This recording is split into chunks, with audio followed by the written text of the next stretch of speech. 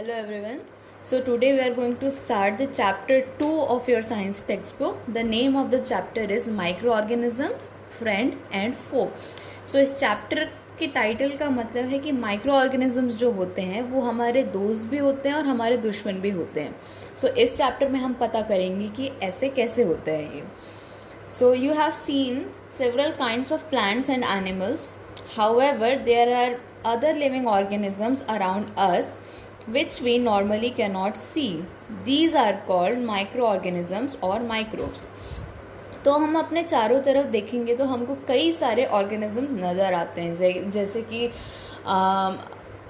गाय, बैल, कुत्ता, बिल्ली, हमको ये सब दिखाई देते हैं हमारी आंखों से. और हम बहुत सारे प्लांट्स भी देख सकते हैं कि हमको बहुत बड़ा आम का पेड़ दिख रहा है या बनियन ट्री दिख रहा है या छोटे छोटे बुशेस, छोटे छोटे श्रब्स. तो ये सब चीज़ें हैं जो हम अपने आजू बाजू देख सकते हैं. ये लिविंग ऑर्गेनिजम्स हैं जिनको हम अपनी आंखों से देख सकते हैं.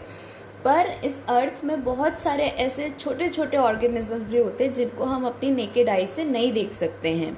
So these organisms are called as microorganisms और माइक्रोब्स.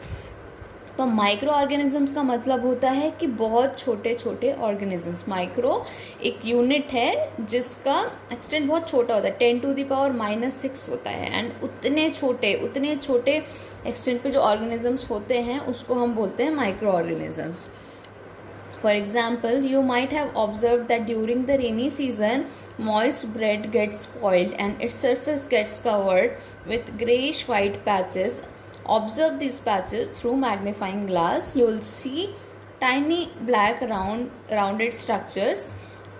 So, अभी रेनी सीज़न चल रहा है तो इसमें शायद आप लोगों ने कभी एक्सपीरियंस किया होगा कि अगर कोई ब्रेड का स्लाइस है या रोटी का टुकड़ा है और अगर आप उसको किसी नमी वाली जगह पे अगर आप छोड़ देंगे तो 2-3 दिन के बाद आपको उसमें देखने मिलेगा कि उसकी सरफेस पे ग्रेइश वाइट पैचेस आपको दिखाई देंगे. सो ये जो पैचेस हैं माइक्रो ऑर्गेनिज्म के डेवलपमेंट की. जो वहाँ पे जो पैचेस दिखाई दे रहे हैं वहाँ पर बहुत छोटे छोटे जो माइक्रो ऑर्गेनिजम्स हैं वो ग्रो करने लगे हैं. सो ये एक्टिविटी आप अपने घर पे करके देख सकते हैं. अब these observations show that water and soil are full of tiny microorganisms, though not all of them fall into the category of microbes. तो ये लाइन is in regarding ये जो 2 एक्टिविटीज़ हैं उसमें है कि इन 2 एक्टिविटीज़ से आपको पता चलेगा कि जो सॉइल और वाटर है उसमें भी बहुत सारे माइक्रो ऑर्गेनिजम्स रहते हैं. These microorganisms or microbes are so small in size that they cannot be seen with unaided eyes. तो जैसे कि मैंने बताया कि माइक्रो ऑर्गेनिजम्स इतने छोटे होते हैं कि हम अपनी नेकेड आइज से इनको नहीं देख सकते जब तक कि हम कोई स्पेशल जो माइक्रोस्कोप है, जो बहुत एडवांस माइक्रोस्कोप्स आते हैं, सिर्फ उन्हीं की मदद से हम इनको देख सकते हैं. हमारी जो नॉर्मल ह्यूमन आई है हम उससे इन माइक्रो ऑर्गेनिजम्स को नहीं देख सकते. Some of these such as the fungus that grows on bread can be seen with a magnifying glass. Other cannot be seen without the help of a microscope. That is why these are called microorganisms or microbes. तो इसके पहले जो activity हमने discuss की कि जो bread पे हमने माइक्रोब्स के ग्रोथ को देखा, तो इन एग्जाम्पल्स पे हम एटलीस्ट देख सकते हैं कि हमको ग्रीन ग्रे पैचेस दिखाई दे रहे हैं. हम इंडिविजुअल ऑर्गेनिज्म को नहीं देख सकते पर वो जो उनकी कॉलोनी है हम उनको अपनी आंखों से देख सकते हैं कि हाँ यहाँ पे कुछ ग्रे दिख रहा है, यहाँ पे कुछ ग्रीन दिख रहा है, तो मतलब यहाँ पर है माइक्रो ऑर्गेनिजम्स. बट ये एग्जाम्पल था फंगस का, जो ब्रेड पे फंगस ग्रो करती है. बट इसके अलावा हम कैसे कई माइक्रो ऑर्गेनिजम्स हैं जिनको हम अपनी आंखों से नहीं देख सकते. उसके लिए हमको स्पेशल माइक्रोस्कोप की ज़रूरत पड़ती है. और क्योंकि हम इनको अपनी आंखों से नहीं देख सकते इसलिए भी इनको माइक्रो ऑर्गेनिजम्स क्या बोला जाता है. Now microorganisms are classified into 4 major groups. These groups are bacteria, fungi, protozoa and some algae.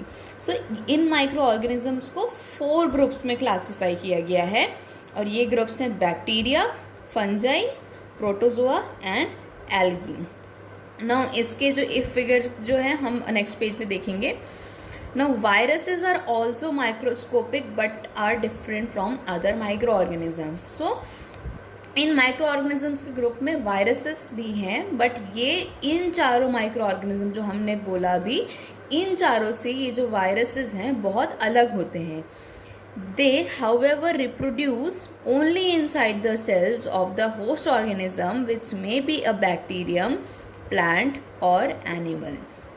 सो ये जो वायरसेस होते हैं ये रिप्रोड्यूस किसी होस्ट बॉडी के अंदर ही करते हैं. होस्ट बॉडी मतलब ऐसी बॉडी जिसके अंदर वो रहते हैं और उसी से अपने जितने उसके न्यूट्रिएंट्स या जो उसके वाइटल इसेंशियल जो उसको चीज़ें चाहिए उसको ग्रो करने के लिए, तो ये सब जो चीज़ें हैं वो जो उसकी होस्ट बॉडी है जिसके अंदर वो रह रहा है वायरस, उसी से लेते हैं. इसलिए वायरस जो हैं ये बाकी ऑर्गेनिज्म से डिफरेंट है. वायरस का होस्ट कौन होता है? तो वायरस का होस्ट कोई अदर माइक्रो ऑर्गेनिज्म हो सकता है, जैसे कि बैक्टीरिया. वायरस किसी बैक्टीरिया के अंदर रह सकते हैं, वायरस किसी प्लांट के अंदर रह सकते हैं, और वायरस किसी एनिमल के अंदर भी रह सकते हैं, और वायरस ह्यूमंस के अंदर भी रह सकते हैं. ठीक है. और ये इन होस्ट ऑर्गेनिजम्स के अंदर फिर मल्टीप्लाई होते हैं, रिप्रोड्यूस करते हैं और बहुत ज़्यादा बहुत लार्ज नंबर्स में ये ग्रो करते हैं. Common ailments like cold, influenza and most coughs are called by viruses. अगर आपको कभी सर्दी खांसी हुई है तो ये सब जो कोल्ड, इन्फ्लुएंजा, कफ, ये सब जो होता है ये वायरसेस की वजह से होता है. ये वायरसेस की वजह से ही हमको ये सब डिसीज़ होती है. Serious diseases like polio and chickenpox are also caused by viruses. तो ये तो कोल्ड, इन्फ्लुएंजा तो ये अपनी नॉर्मल डिजीज़ हो गई जो हमको हर सीज़न के चेंज में होती है, बट जो सीरियस डिसीजेस होती हैं लाइक पोलियो, चिकन पॉक्स, ये सब भी जो है ये वायरसेस के कारण होती है. वायरस जो होते हैं वो काफ़ी डेंजरस होते हैं. Diseases like dysentery and malaria are caused by protozoa, whereas typhoid and tuberculosis are bacterial diseases. दूसरी जो डिसीजेस हैं जैसे कि डिसेंट्री और मलेरिया, ये सब जो होती है ये प्रोटोजोआ के कारण होती है, और जो बाकी डिसीज हैं जैसे कि टाइफॉइड या फिर टीबी, ये बैक्टीरिया के कारण होती हैं. अलग अलग माइक्रो ऑर्गेनिजम्स बहुत सारी डिसीजेस भी कॉज करते हैं. ठीक है. एंड आपने you have learned about some of these microorganisms in class 6 and class 7. इन माइक्रो ऑर्गेनिजम्स के बारे में आपने थोड़ा बहुत क्लास 6 और क्लास 7 में भी पढ़ा होगा. नेक्स्ट पेज में पेज नंबर 18, तो यहाँ पर आपको बहुत सारी इमेजेस दी हुई है.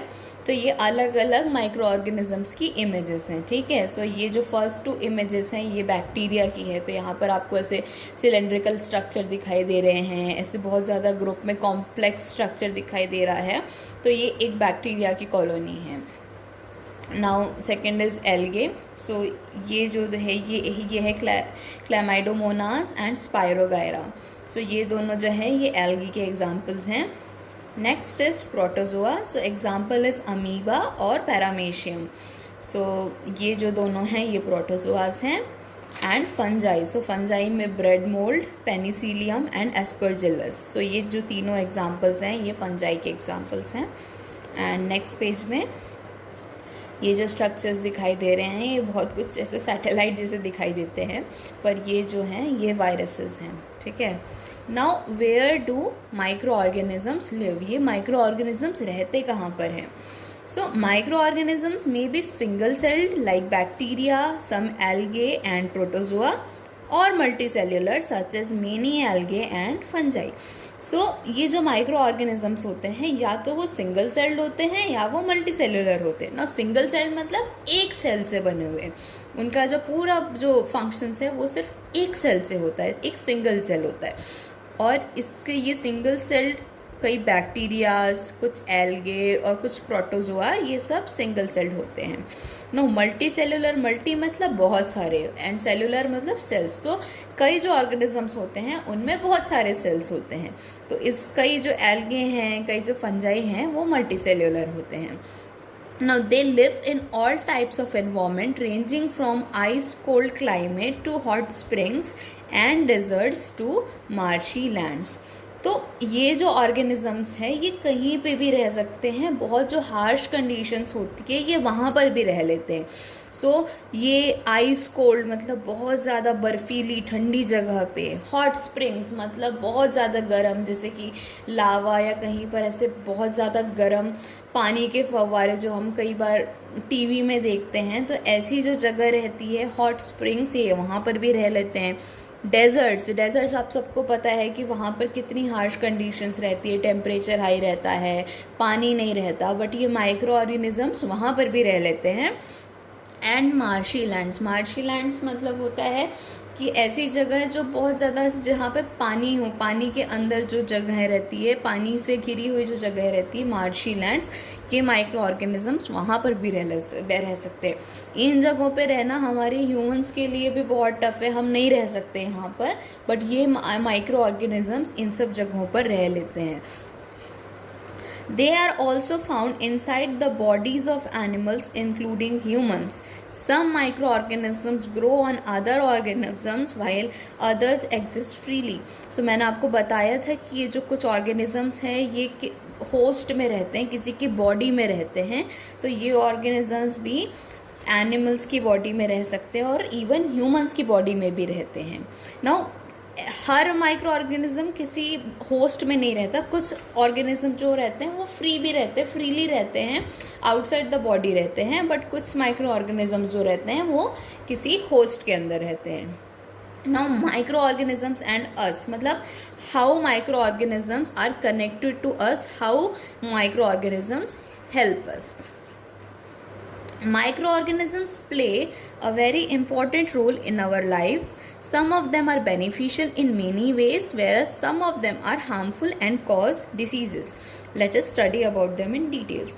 तो माइक्रो ऑर्गेनिजम्स हमारे लिए इम्पॉर्टेंट हैं, ये काफ़ी हमारी हेल्प करते हैं, बट कई केसेस में ये हमारे को हार्म भी करते हैं. अब आगे हम देखेंगे कि ये कैसे हमको हेल्प करते हैं और ये कैसे हमको हार्म करते हैं. सबसे पहले हम देख रहे हैं कि फ्रेंडली माइक्रो ऑर्गेनिजम्स, ऐसे माइक्रो ऑर्गेनिजम्स जो हमारे दोस्त हैं, जो हमारी मदद करते हैं. Micro organisms are used for various purposes. They are used in the preparation of curd, bread and cake. So microorganisms हमको कर्ड, दही, ब्रेड और केक बनाने में हेल्प करते हैं. ठीक है. Now microorganisms have been used for the production of alcohol since ages. So बहुत पुराने समय से ये जो microorganisms है इनका यूज़ अल्कोहल प्रिपरेशन में होता है. Now, they are also used in cleaning up of the environment. For example, the organic waste are broken down into harmless and usable substances by bacteria. ये जो माइक्रो ऑर्गेनिजम्स हैं, जो waste हम जो फेंक देते हैं, जैसे कि हमारा जो किचन वेस्ट होता है कि सब्ज़ी के छिलके हैं या फ्रूट्स के छिलके हैं या फिर कुछ ऐसा जो वेस्ट हम फेंकते हैं, ये जो ऑर्गेनिक वेस्ट होता है उसको डिकम्पोज करने में ये माइक्रो ऑर्गेनिजम्स का बहुत इंपॉर्टेंट रोल होता है. तो ये क्लीनिंग, जो इन्वायरमेंट की क्लीनिंग होती है, नहीं तो अगर आप सोचो कि अगर ये वेस्ट हमने फेंक दिया और ये वेस्ट डिकम्पोज ही ना हो तो इस दुनिया में कितना सारा वेस्ट जनरेट हो जाएगा. ये माइक्रो ऑर्गेनिज्म जो हैं ये जो हमारे सराउंडिंग्स की क्लीनिंग में हेल्प करते हैं. एंड हमने लास्ट चैप्टर में ही पढ़ा कि कैसे जो माइक्रो ऑर्गेनिजम्स हैं, कैसे जो लेग्यूमिनस प्लांट्स की रूट्स में जो प्रेजेंट ऑर्गेनिजम्स हैं वो नाइट्रोजन फिक्सेशन करते हैं. ठीक है, वो जो नाइट्रोजन को सॉइल में ऐड करते हैं. Micro organisms also help us in increasing the soil fertility. Now अब हम इंडिविजुअली देखेंगे कि ये माइक्रो ऑर्गेनिजम्स हेल्प कैसे करते हैं. Making of curd and bread. You have learned in class 7th that milk is turned into curd by a bacteria.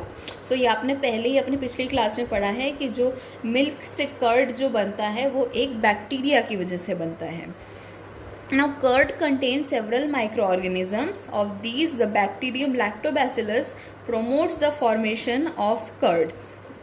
Milk में ऐसे तो बहुत सारे ऑर्गेनिजम्स होते हैं, बट जो एक बैक्टीरिया है जिसका नाम है लैक्टोबैसिलस, ये प्रोमोट करता है मिल्क से कर्ड बनने में. ठीक है, ये हेल्प करता है. It multiplies in milk and converts it into curd.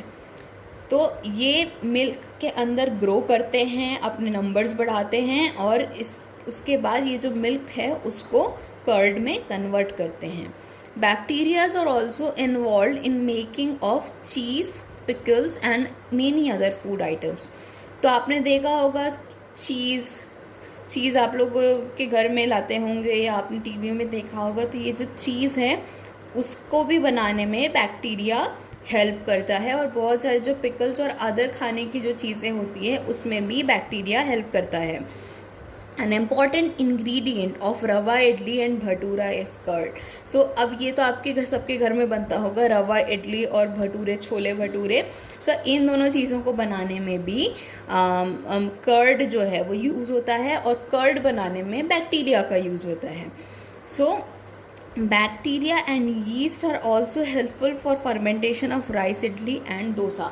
तो अगर आपके घर में इडली या डोसा बनता है तो उस समय आपको माइक्रो ऑर्गेनिजम्स को थैंक करना चाहिए, क्योंकि माइक्रो ऑर्गेनिजम्स की वजह से हमको इतना फ्लफ़ी इतना टेस्टी खाने को मिलता है खाना। ओके, ये जो एक्टिविटी है ये सब आप लोग अपने घर में करके देख सकते हैं। सो इसमें आपको बोला है कि आपको ½ kg मैदा या आटा लेना है, उसमें थोड़ी शुगर मिलानी है, थोड़ा गर्म पानी मिलाना है और यीस्ट पाउडर मिलाना है। यीस्ट पाउडर मिलता है दुकानों में, आपके घर में भी होगा। अगर आपकी मम्मी कुछ ऐसा ब्रेड या फिर कुछ ऐसा बनाती होगी तो आपके घर में भी होगा यीस्ट पाउडर। और आपको इन सबको मिला करके आटा गूंदना है उसका, और उसको थोड़ी देर के लिए 2 घंटे के लिए ढक करके रख देना है। और उसको मार्क कर दो, एक जो जिस भी आपने पैन में लिया है कि कहाँ पर था जब आपने उसको गूंद के रखा था, तो वो किस लेवल पे था। और जब आप 2 घंटे बाद देखोगे तो उसके बाद उसका लेवल मार्क करो कि अब आटा जो है वो कितना फूल गया है या उसकी क्वांटिटी कितनी बढ़ गई है। तो आपको समझ में आएगा कि जो आपका मैदा है, जो आपने जो आटा गूंदा था उसकी वो ऊपर उठ गया है, वो रेज कर गया है। तो इससे आपको समझ में आएगा कि उसमें कैसे माइक्रो ऑर्गेनिज्म एक्शन चल रहा है। Yeast produces rapidly and produces carbon dioxide during respiration. Bubbles of gas fill the dough and increase the volume. This is the basis of the use of yeast in baking industry for making bread, pastries and cakes. सो यहाँ पर क्या हुआ कि जब हमने इसमें yeast डाला, तो जब यीस्ट रेस्पिरेशन करता है, रेस्पिरेशन का प्रोसेस करता है और कार्बन डाइऑक्साइड वो जब रिलीज़ करता है, तो ये जो कार्बन डाइऑक्साइड है ये हमारा जो आटा था उसमें फिल होने लगता है। और बिकॉज उसमें कार्बन डाइऑक्साइड फिल हो रहा है तो उसकी जो जैसे जैसे फिल होते जाता है तो वो मैदा अपने आप रेज करने लगता है, उसकी हाइट बढ़ने लगती है। सो ये जो है ये जो प्रोसेस है ये ब्रेड, पेस्ट्री और केक बनाने में हेल्प करती है। ये जो यीस्ट का रेस्पिरेशन और कार्बन डाइऑक्साइड का रिलीज प्रोसेस है, इसी से ब्रेड, पेस्ट्री और केक्स बनती है। Now commercial use of micro organisms. तो micro organisms are used for the large scale production of alcohol, wine and acetic acid. So micro organisms alcohol, wine, acetic acid जिसको हम vinegar भी बोलते हैं, ये बनाने में भी लार्ज स्केल प्रोडक्शन, बहुत लार्ज स्केल में इनके प्रोडक्शन में हेल्प करते हैं।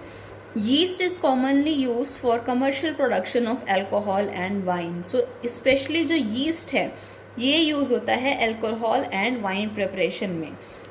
For this purpose, yeast is grown on natural sugars present in grains like barley, wheat, rice, crushed fruit juices, etc.